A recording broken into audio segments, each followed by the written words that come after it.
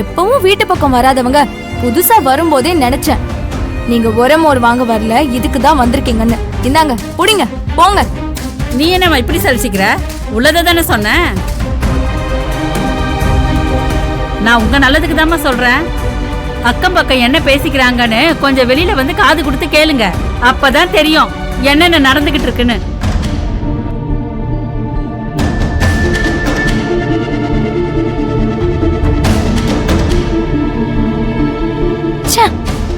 பாத்தல்லம்மா எப்படி பேசிட்டு போறாங்கன்னு. என்ன பண்ண சொல்ற? இவ நாம சொல்றதுக்கு அடம் பிடிக்காம சம்மதம்னு சொல்ற வரைக்கும் யார் வாயை நம்மளால மூட முடியாது. பினோ, கொஞ்சம் புரிஞ்சுக்கோ. எல்லாரும் உன்னை தப்பா பேசுறாங்கிறதுக்காக இதை நான் சொல்லல. இனிமே உன்னை பத்தி யாரும் தப்பா பேசக்கூடாதுங்கிறதுக்காக தான் நான் இதை சொல்றேன். நீ வாசு தம்பியை கல்யாணம் பண்ணிக்கம்மா. அதுதான் இந்த பிரச்சனைக்கெல்லாம் சரியான முடிவு. நீங்க என்ன பேசுறீங்க? யாரோ ஏதோ பேசுறாங்கன்னு நான் கல்யாணம் பண்ணிக்கணும்னா அப்ப என் உண்மைக்கும் நேர்மைக்கும் மதிப்பே இல்லையா?